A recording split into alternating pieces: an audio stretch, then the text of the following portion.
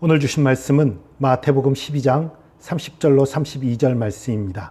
마태복음 12장 30절로 32절 말씀 받들어 읽겠습니다.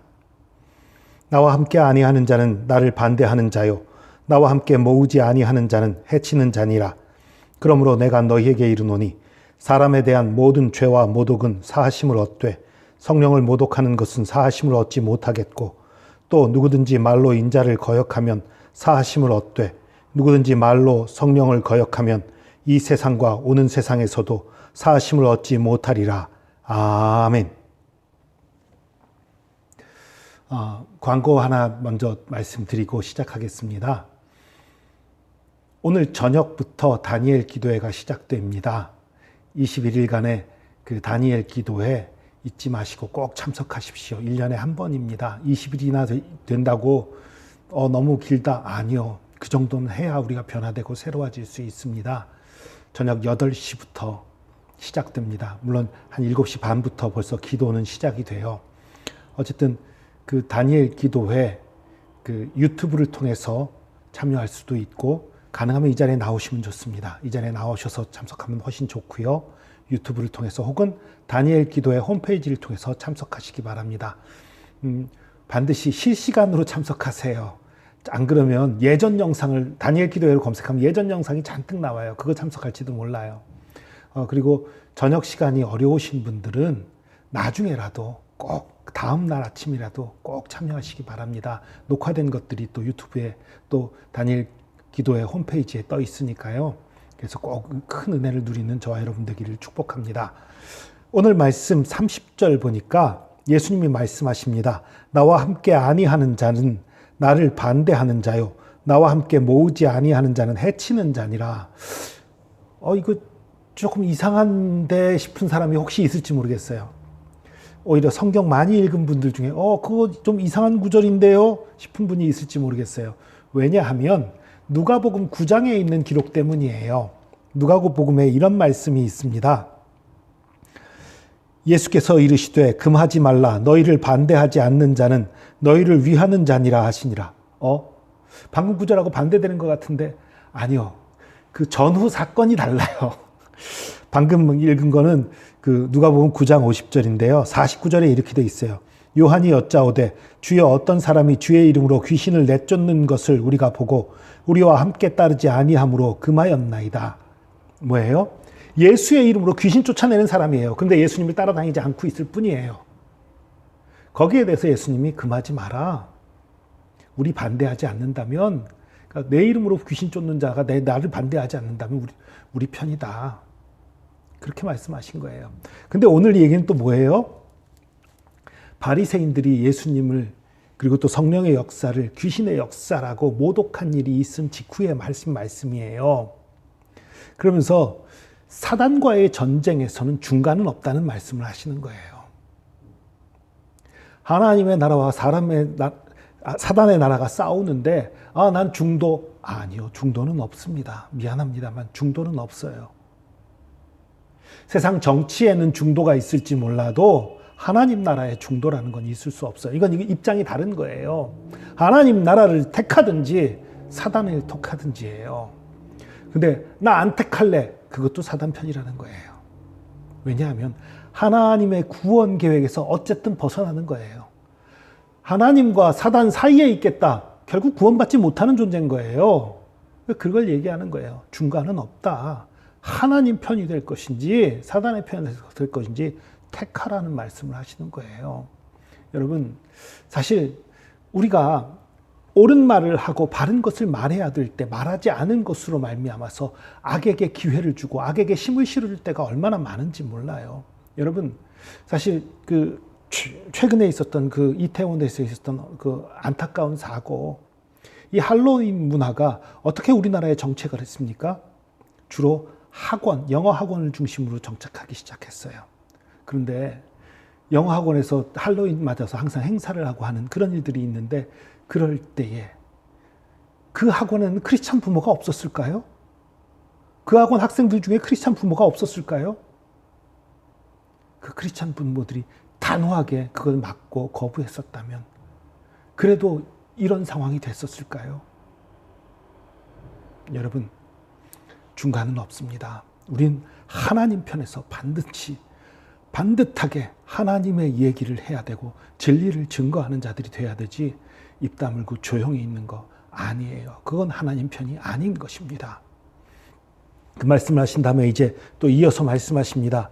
그러므로 내가 너희에게 이르노니 사람에 대한 모든 죄와 모독은 사하심을 얻되 성령을 모독하는 것은 사하심을 얻지 못하겠고. 사람에 대한 모든 죄와 모독은 사하심을 얻되, 용서를 받지만 성령을 모독하는 것은 용서를 못 받는다는 거예요. 그리고 또 누구든지 말로 인자를 거역하면 사하심을 얻되. 그러니까 예수님을 거역하는 말을 해도, 예수님을 거역하고 반대해도 사하심을 얻을 수 있다는 거예요. 회개하면 사하심 얻는 거예요. 아무리 하나님을 거역하고 대들었던 사람이라도 예수 그리스도의 은혜를 깨닫고 회개하면 구원 얻어요. 그런데 오늘 누구든지 말로 성령을 거역하면 이 세상과 오는 세상에서도 사하심을 얻지 못하리라. 이 세상에서 벌 받은다면 나중에 하늘나라 가서는 천국 갈 수 있다, 이런 얘기가 아니에요. 이 세상에서도 천국에서도 용서를 못 받는다는 거예요. 결국은 구원에서 멀다는 얘기지요. 그럼 도대체 성령을 모독하는 게 뭘까요? 말로 성령을 거역하는 게 뭘까요? 성령을 거역한다는 거, 다른 표현을 하면 성령을 회방한다라고 표현할 수도 있어요. 큰일 났네. 나 성령님의 뜻에 순종 안 한 적 많은데, 성령님이 이렇게 말씀하시는 것 같은 느낌이 드는데도 거역하고 내 맘대로 한 적 많은데 큰일 났다. 아니요, 그런 거 아니에요. 물론 그러면 안 됩니다. 성령께서 무언가 우리에게 감동을 주시고 역사하실 때에, 또 말씀하실 때 우리가 듣고 순종해야지요.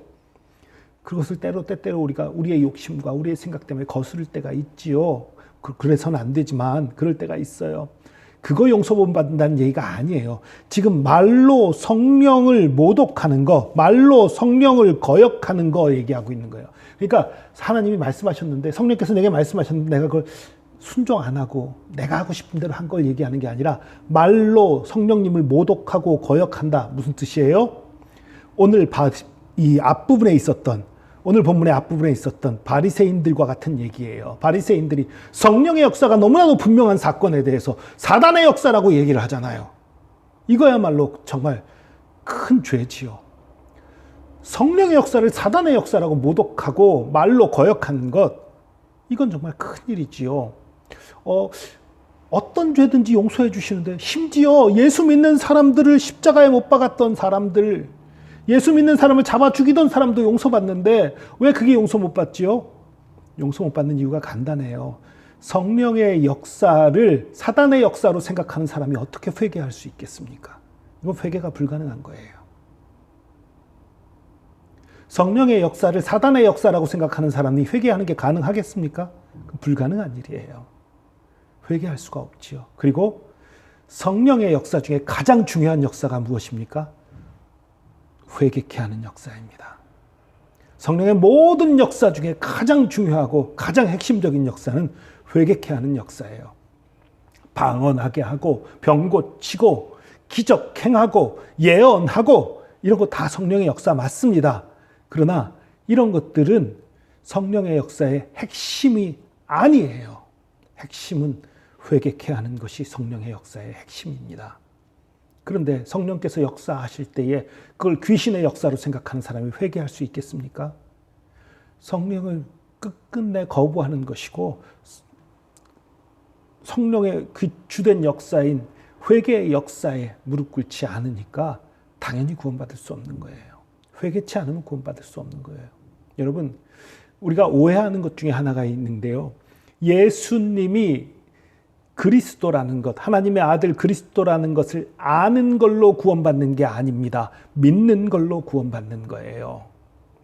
귀신들도 예수님이 그리스도인 줄 알아요. 그들이 구원받을 수 있습니까? 없어요. 믿지 않기 때문에. 믿는다는 건 무엇을 얘기합니까? 단순히 그분이 하나님인 건 나도 믿어. 이게 아니지요. 그분이 하나님인 것을 믿고 나의 주, 나의 하나님으로 모시는 걸 믿는다고 말하는 거지요. 그러니까 나의 주, 나의 하나님으로 모시는데 모시기 전에 전제되는 게 하나가 반드시 있어요. 회개하는 거죠. 나는 죄인입니다. 나는 구원받을 수 없는 존재입니다. 내게 주님이 필요합니다 하고 모셔야지요. 그게 아니라 하나님이에요?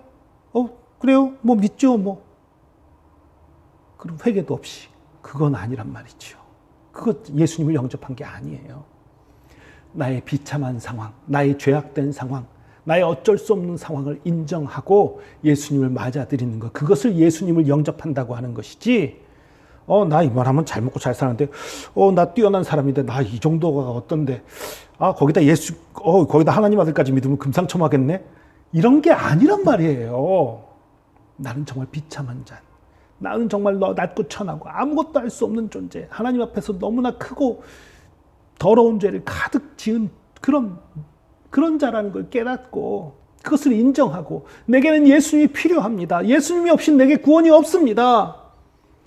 그렇게 고백하며 예수님을 영접하는 사람, 그 사람이 구원받는 거예요. 근데 자신이 죄인인지 깨닫지 못하고 회개하지 않는 자라면 구원받을 수가 없는 거예요. 왜냐하면 회개치 않는다는 건 죄를 인정하지 않는다는 것이고, 죄를 인정하지 않는 건 예수님이 필요 없는 거예요. 예수님이 내 죄를 위해 십자가를 지고 죽으신 그걸 믿어야 되는데, 내가 죄가 없는데 내 죄를 위해 죽으신 예수를 어떻게 믿어요? 그렇기 때문에 성령을 회방하는 것은 구원받을 수 없는 거지요. 당연한 거예요. 여러분 기억하십시오. 우리가 때로 그 말로 서로 화가 나서 험한 말 할 수도 있고, 때로 하나님께 불평할 수도 있어요. 그런데 하나님께서 선한 역사를 이루신 걸 가지고 그것을 귀신의 역사라고 말하는 자라면 이건 정말 하나님을 모독하는 거고, 이건 답이 없는 거죠. 여러분, 이 말씀을 듣다가 나도 혹시 성령님을 모독한 적이 있지 않나? 성령님을 거역한 적이 있지 않나? 이런 두려움이 생기는 분이 혹시 있는지 모르겠어요. 그런 분이 있다면 걱정하지 마십시오. 그 두려움이 있다는 것 자체가 성령님 안에 있다는 얘기예요. 그 두려움과 그 걱정이 있다는 것 자체가 성령님 앞에 나가고 성령님을 존중하는 마음이 있다는 거예요. 그것 때문에 두려워하진 마시고요. 그러나 조심하시기 바랍니다. 조심하시고 또 가능하면이 아니라 성령님께 순종하는 삶을 사는 저와 여러분 되기를 축복합니다. 기도하겠습니다. 주님, 우리의 입술을 주관하여 주시옵소서. 우리의 마음과 생각을 주관하여 주시옵소서. 선과 악이 싸울 때에, 하나님의 나라와 사단의 나라가 싸울 때에 우리가 주님의 편에 서게 하여 주시옵소서. 중간에서 머뭇머뭇하고 중도를 지키겠다는 어리석은 생각, 그 생각으로 사단의 편에 드는 것이 아니라 정말 하나님을 의지하고 하나님 편에 서는, 주의 편에 서는, 진리 편에 서는 저희들 될 수 있도록 인도하여 주시옵소서.